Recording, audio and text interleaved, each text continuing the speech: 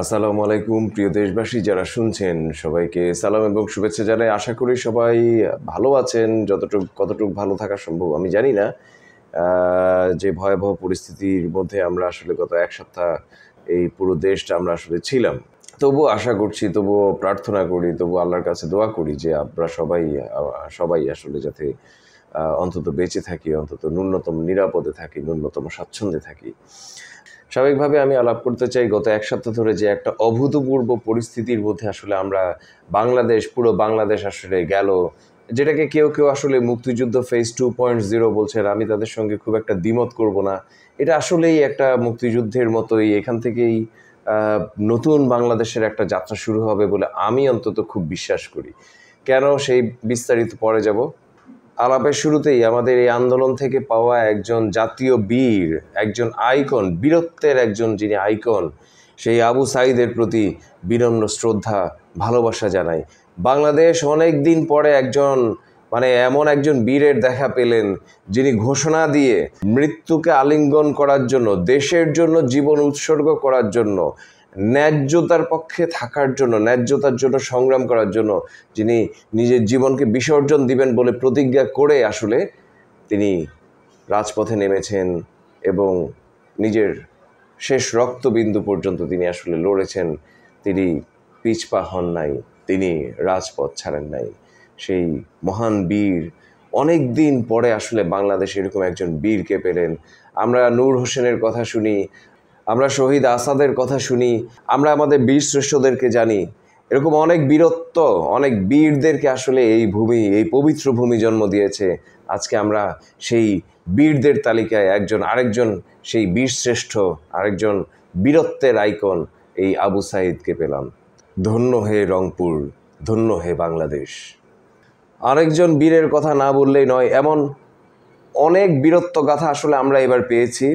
আরেকজন বীরের কথা বিশেষ করে না বললেই নয়, তিনি হচ্ছেন এই যে কোটা সংস্কার আন্দোলন ফেজ 2, এটার যিনি আসলে সমন্বয়কদের 1 নম্বর সমন্বয়ক, যিনি সেই নাহিদ ইসলাম, যাকে 20 তারিখ গভীর রাতে এই রাষ্ট্রীয় বাহিনী, এই জুলুমের সরকার এবং তার যে জুলুমবাজ, তার যে লাঠিয়াল বাহিনীগুলো আছে ইউনিফর্মধারী, তারাই তুলে নিয়ে গেছিল এবং 21 তারিখ রাতে তাকে পাওয়া যায়। এই প্রায় একদিন সময় তার উপর কী রকম বীভৎস নির্যাতন করা হয়েছে তার ছবি আমরা এখন পত্রিকায় দেখছি। তার শরীরে বিভিন্ন জায়গায় যেরকমভাবে আসলে কাল ছিটে পড়ে গেছে, রক্ত জমাট বেঁধে গেছে, এটা আসলে বর্ণনা করা ভয়াবহ। কিন্তু এত কিছুর পরেও, এত নির্মম নির্যাতন অত্যাচারের পরেও এই নাহিদ ইসলাম কিন্তু পিছপা হন নাই।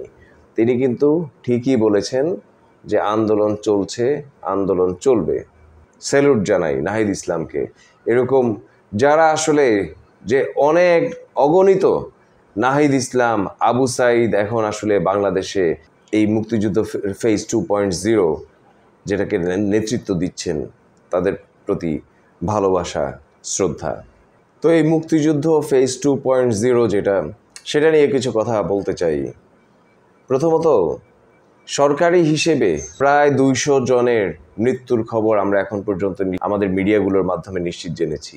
এই সংখ্যাটা যে আসলে কতটুক সঠিক, প্রকৃত সিনারিওটা আসলে যে কয়েক গুণও হইতে পারে, ইভেন 1000-এও, মোট যে 1000 আসলে পার হয়ে যেতে পারে হত্যার সংখ্যা, খুনের সংখ্যা, শহীদের সংখ্যা, এটা আসলে হয়ে গেলেও আমরা কেউ আসলে অবাক হব না। আমরা জানি যে বাংলাদেশে আসলে এই হিসেবগুলো সরকার আসলে কিভাবে স্বীকার করে, কতটুকু আসলে পত্রিকাগুলো আসলে কতটুকু পাবলিশ করার সুযোগ পায়।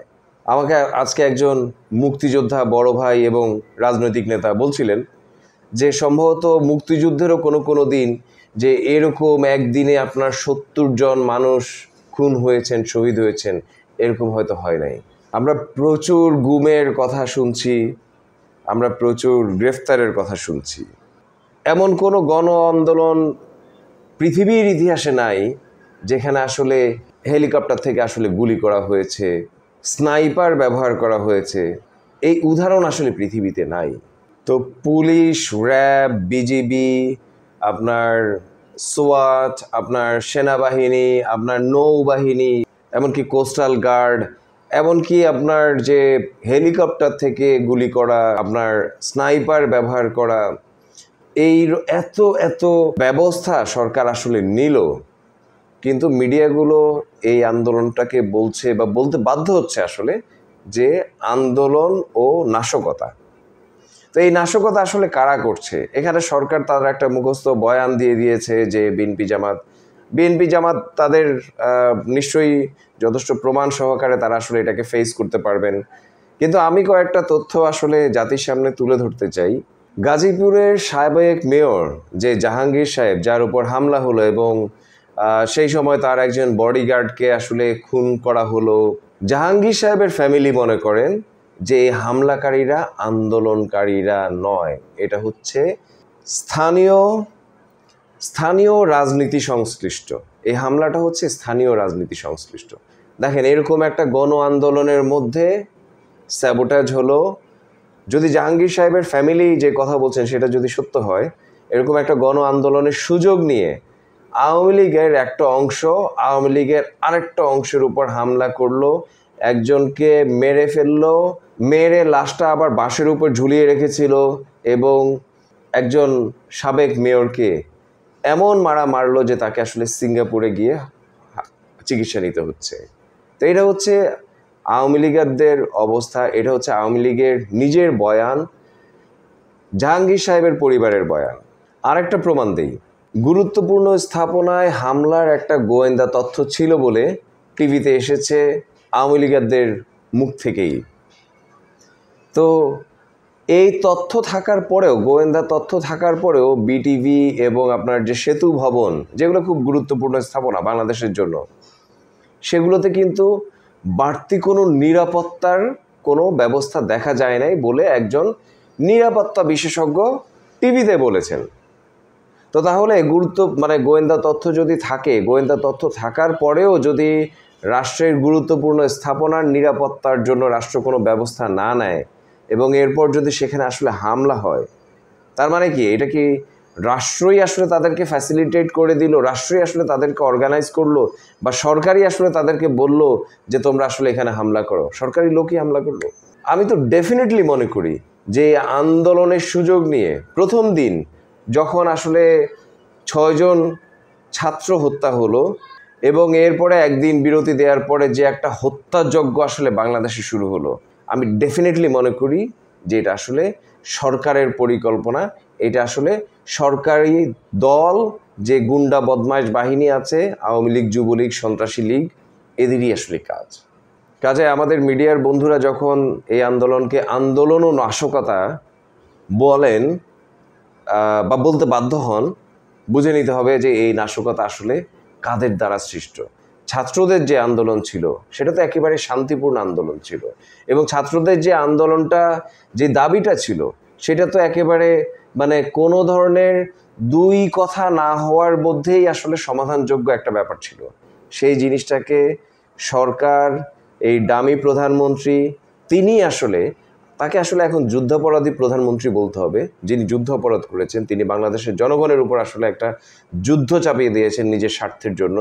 তিনি এটাকে কোর্টের ঘাড়ে বন্দুক রেখে এটাকে আনসেটেল করলেন, এবং এরপরে তিনি রাজাকারের বাচ্চা, রাজাকারের নাতি বলে তিনি আসলে এটাকে একটা বিস্ফোরণের মুখে আসলে ঠেলে দিলেন। তার পরম্পরায় 6 জন ছাত্র আসলে শহীদ হলেন। এইখানে একটা খুব আওয়ামী ট্রিক্স তারা আসলে কাজ করছে, এই যে তারা যে আসলে খুব ধুরন্ধর, তারা যে খুব ধূর্ত, এখানে তাদের প্রমাণ। ছাত্র হত্যা করছেন, এইটাই যাতে আসলে বয়ানটা না থাকে, এখানে যাতে আসলে বিএনপি জামাত, এখানে যাতে আসলে আপনার সহিংসতা, এখানে যাতে আসলে উচ্ছৃঙ্খলতা, এখানে যাতে আসলে আপনার সন্ত্রাস, এই ধরনের কথা আনা যায়, সেই জন্য তারা এইটাকে আরও টেনে লম্বা করলেন। 18 তারিখ থেকে বাংলাদেশে একটা ধ্বংসযজ্ঞ চলল, সম্পূর্ণভাবে সরকারি পরিকল্পনায়, সম্পূর্ণভাবে আওয়ামী লীগের পরিকল্পনায়, শেখ হাসিনার পরিকল্পনায়, to be specific. Sheikh Hasina আসলে এখন তাকে আর শুধু ডামি প্রধানমন্ত্রী, আগে যেটা আমরা বলতাম যে বিনা ভোটের, রাতের ভোটের, তারপর ডামি প্রধানমন্ত্রী বলতাম, এখন তাকে আসলে যুদ্ধাপরাধী প্রধানমন্ত্রী দরকার। তিনি বাংলাদেশের জনগণের বিপক্ষে আসলে যুদ্ধ ঘোষণা করেছেন, তিনি বাংলাদেশের জনগণকে একটা যুদ্ধের মধ্যে ফেলেছেন। তাকে এখন যুদ্ধাপরাধী প্রধানমন্ত্রী বলাটা খুবই যৌক্তিক, খুবই ন্যায়সঙ্গত। তো এই যে গণ আন্দোলন, যেটাকে তারা বলছে কোটা সংস্কার আন্দোলন, এবং এরপর তারাই বলছেন যে এটার কোটা সংস্কার আন্দোলনে কোটা সংস্কারের মধ্যে নাই। ছাত্ররা বলছেন যে এটা এখন আসলে রাষ্ট্র সংস্কারের একটা আন্দোলনে আসলে পরিণত হয়েছেন, যেটাকে আমরা অনেকেই বলছি যে মুক্তিযুদ্ধ ফেজ 2.0। কারণ আমরা বিশ্বাস করি যে এই আন্দোলনের পরের যে বাংলাদেশ আর এই আন্দোলনের আগের যে বাংলাদেশ, দুইটা আসলে ভিন্ন বাংলাদেশ। এই আন্দোলন থেকে আমরা আসলে কি পেলাম, এখন আসলে সেখানটায় আলাপ করব। প্রথমত, আমরা একটা বীরত্বের আইকন পেলাম, আবু সাইদ। আমরা পেয়েছি এক ঝাঁক তরুণ নেতৃত্ব, যাদের আসলে নেতৃত্ব কৌশলে, নেতৃত্ব গুণে পুরো দেশ আজ বিমোহিত। এবং আমরা সবাই আসলে খুব নিশ্চিতভাবে এখন বিশ্বাস করি যে এরা আসলে বাংলাদেশের ভবিষ্যৎ নেতৃত্ব। বর্তমান যে একটা চরম নেতৃত্ব সংকট বাংলাদেশে আসলে চলছে, যে কারণে আসলে শেখ হাসিনার মতো একটা মাফিয়া 15 বছর ধরে এই বাংলাদেশটাকে আসলে জুলুম করেও টিকে থাকতে পারছে, এইরকম একটা নেতৃত্ব সংকটের জায়গায় এই ছাত্ররা আসলে আমাদের ভবিষ্যৎ। এরাই আসলে সামনের বাংলাদেশকে নেতৃত্ব দেবে। এবং যেই বাংলাদেশটা আমরা আসলে চাই, যে আপনার সাম্য, মানবিক মর্যাদা, সামাজিক ন্যায় বিচার, আমাদের সবার জান জবান সম্মানের অধিকারের যে বাংলাদেশ আমরা আসলে চাই, সেই বাংলাদেশটা এদের হাত ধরে অবশ্যই আসবে। আর একটা খুব গুরুত্বপূর্ণ বিষয় আসলে এই আন্দোলন থেকে আমরা পেয়েছি, এই আন্দোলনে ছাত্রলীগ পরাজিত হয়েছে, হল থেকে তারা বিতাড়িত হয়েছে। দলীয় সরকারের সময় কোনো একটা ছাত্র সংগঠন এরকম সাধারণ ছাত্রদের হাতে আসলে পরাস্ত হয়ে হল ছেড়েছে, হল থেকে বিতাড়িত হয়েছে, এটা আসলে বাংলাদেশের ইতিহাসে নাই। তার মানে হচ্ছে ছাত্রলীগের যে একটা জুলুমের যে ঐতিহ্য, ছাত্রলীগের সামনে যে আসলে কেউ দাঁড়াতে পারে না, দলীয় সরকারের ক্ষমতায় থাকার মধ্যে ছাত্রলীগ থেকে আসলে প্রত্যেকটা ক্যাম্পাস থেকে বিতাড়িত করে ছাত্ররা, এই সাধারণ ছাত্ররা ছাত্রলীগের পরাজয়, ছাত্রলীগের আসলে শেষের যাত্রা শুরু করে দিয়েছে। এরপর থেকে ছাত্রলীগ আর কখনোই কোনো ক্যাম্পাসে কোনো বেয়াদবি করবে, কোনো মাস্তানি করবে, কোনো গুন্ডামি করবে, এটা করার আগে সে আসলে 100 বার ভাববে, 100 বার ভাববে, কিছু না হলেও 100 বার ভাববে। এবং সবশেষে যে জিনিসটা বলবো, যে এই আন্দোলনটা বাংলাদেশে একটা নতুন ফিল্টার। আপনি এই আন্দোলনের সময় আপনি কি আসলে ছাত্র জনতার পক্ষে ছিলেন, নাকি আপনি আসলে এই গুন্ডা বদমাইশ লীগ, এই মাস্তান লীগ, এই সন্ত্রাসী লীগ, এই যুদ্ধাপরাধী লীগ, এদের পক্ষে ছিলেন? এইটা আজকে বাংলাদেশের একটা নতুন ফিল্টার। বাংলাদেশে আর কোনো আপনার এই যে কে পাহাড়ি না সমতল, কে হিন্দু না মুসলমান, এই যে বিভিন্ন যে বিভেদ সরকার আসলে রাষ্ট্র তৈরি করে রাখে এইখানে, এই সব কিছু আসলে ইনভ্যালিড হয়ে গেছে। এখন একটাই ফিল্টার, যে আপনি এই আন্দোলনে কোন পক্ষে ছিলেন। এই আন্দোলনের সরকার কেমন নাজেহাল হয়েছে তার আরেকটা দৃষ্টান্ত দিতে চাই। যে দেখেন, সরকার কিন্তু প্রথমত নেট স্লো করেছিল, তারপর ফেসবুক বন্ধ করে দেয়, এবং এরপরে পুরো নেটটাই বন্ধ করে দেয়। এবং সে অজুহাত দেয় কি? অজুহাত দেয় হচ্ছে যে ডেটা সেন্টার নাকি আসলে আন্দোলনকারীরা পুড়িয়ে দিয়েছে, এবং ডেটা সেন্টার পুরানোর কারণে নাকি নেট দেওয়া যাচ্ছে না। এই সরকার যে আমাদেরকে কেমন ছাগল মনে করে, সে তো আসলে নিজে ছাগল, এই জন্য সে আসলে সবাইকে মানে অশিক্ষিত ছাগল মনে করে। ডেটা সেন্টার যদি পুড়েও যায়, তাদের যে আসলে সামগ্রিকভাবে নেটের তেমন কোনো ক্ষতি হয় না, এই সাধারণ নলেজটা আসলে এই সরকারের নাই। মানে নেট বন্ধ করতে হবে, এখন একটা কিছু বলে দেয় আর কি, আন্দোলনকারীদের ঘাড়ে আসলে দায় চাপানোর জন্য আর কি। আমি একজন তথ্য প্রযুক্তির লোক হিসেবে বলছি যে ডেটা সেন্টারের কাজ আসলে একটা মিররের মতো, যে আপনার হয়তো যে ডেটাটা আপনি আমেরিকা থেকে যে ডেটাটাকে আসলে আনেন দেখার জন্য, সেই ডেটাটার একটা কপি যদি মহাখালীতে থাকে, তাহলে আপনি মহাখালী থেকে আসলে সেই ডেটাটাকে আসলে আপনার পিসিতে আনলেন, রিট্রিভ করলেন, এবং আপনি এটাতে আপনার অনেক ফাস্ট হলো জিনিসটা। সো ডেটা সেন্টারের কাজ আসলে এতটুকুই। আপনি জানবেন যে বাংলাদেশ সরকারেরই কিন্তু বেশ কয়েকটা ডেটা সেন্টার আছে। ডেটা সেন্টার পুড়ে গেলে, একটা ডেটা সেন্টার যদি হঠাৎ করে ধসে যায়, তাহলে সর্বোচ্চ এটাই হইতে পারে যে ওই ডেটা সেন্টারে যে তথ্যগুলো ছিল সেগুলো পেতে একটু বেশি সময় লাগবে, বা কখনো কখনো কোনো ডেটা হয়তো আনঅ্যাভেলেবলও হইতে পারে, তর্কের খাতিরে ধরে নিলাম। কিন্তু সামগ্রিকভাবে ইন্টারনেট বন্ধ হয়ে যাওয়ার আসলে একটা ডেটা সেন্টার পড়ে গেলে এটার সঙ্গে কোনো ধরনের সম্পর্ক নাই। এটা এই সরকারের যতগুলো যে মিথ্যাচার করেছে, তার মধ্যে সবচেয়ে দুর্বল মিথ্যাচার ছিল যে এইটা। তাহলে এই তথ্য যদি ঠিক হয় যে গোয়েন্দা তথ্য ছিল যে গুরুত্বপূর্ণ স্থাপনার উপর হামলা হতে পারে এবং এরপরও সরকার আসলে গুরুত্বপূর্ণ স্থাপনাগুলোর কোনো নিরাপত্তা নেয় নাই, তার মানে হচ্ছে যে সেতু ভবন যে আসলে পড়েছিল, আমার তো এখন আসলে সন্দেহ হয় যে সেতু ভবনে আসলে এই সরকারের লুটপাট এবং পাচারের আপনার অনেক অনেক হয়তো তথ্য ছিল, ডকুমেন্টস ছিল এবং সেগুলোকে আসলে পুড়িয়ে দেওয়ার জন্য সরকারের যখন আসলে পতনের সময় হয়, জুলুমবাজ সরকারগুলো তখন আসলে এইরকম কাজ করে যে তার জুলুমের যে চিহ্নগুলো, লুটপাটের যে চিহ্নগুলো, দুর্নীতির যে চিহ্নগুলো, এগুলোকে আসলে সে আসলে শেষ করে দিতে চায়।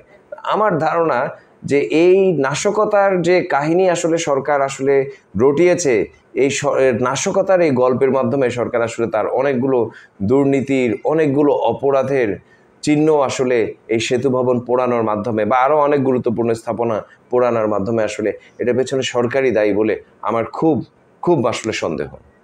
সবশেষে বলতে চাই যে এই আন্দোলনটা কিন্তু এখনই শেষ হয়ে যায় নাই। গুলির মুখে, আপনার এই যে কামানের মুখে, আপনার এই যে হেলিকপ্টার থেকে যে স্নাইপার, তার বিপরীতে আসলে আন্দোলন পরিচালনা করা খুব কঠিন একটা কাজ। আপাত দৃষ্টিতে মনে হতে পারে যে এখন আসলে এই সরকার, এই রাষ্ট্র এই সব অস্ত্র, গোলা বারুদ ব্যবহার করে অনেক অনেক মানুষকে খুন করে, অনেক অনেক মানুষকে আসলে বন্দি করে, গুম করে এই আন্দোলনটাকে একরকম দমিয়ে ফেলেছেন। কিন্তু আসলে এই আন্দোলনটা কিন্তু দমার আন্দোলন নয়। এই আন্দোলন অলরেডি আসলে একটা বিজয় অর্জন করেছে এবং সামনের দিনে আরও যে বিজয়গুলো, যে ছাত্ররা যেটা বলছেন যে এই যে রাষ্ট্রের সংস্কার লাগবে, মানুষের একটা সাম্য মানবিক মর্যাদা, সামাজিক ন্যায় বিচার, মানুষের যান জবান সম্মানের অধিকারের মর্যাদার একটা যে বাংলাদেশ লাগবে, আমাদের এই বাংলাদেশের যাত্রা অলরেডি শুরু হয়েছে এবং এইটাই আসলে এই আন্দোলনের খুব বড় একটা বিজয়। এটা আসলে বাংলাদেশের সবচেয়ে গুরুত্বপূর্ণ একটা অর্জন, সবচেয়ে গুরুত্বপূর্ণ একটা বিজয়। এই আন্দোলনের যারা পরিকল্পনা করেছেন, যারা নেতৃত্ব দিয়েছেন এবং যারা রাজপথে লড়েছেন, যারা অন্তত পেছন থেকে সমর্থন করেছেন, সবাইকে সেলুট জানাই, সম্মান জানাই, ধন্যবাদ জানাই, কৃতজ্ঞতা জানাই। আপনাদের সকলের সঙ্গে আমরা অবশ্যই আছি। আসসালামু আলাইকুম।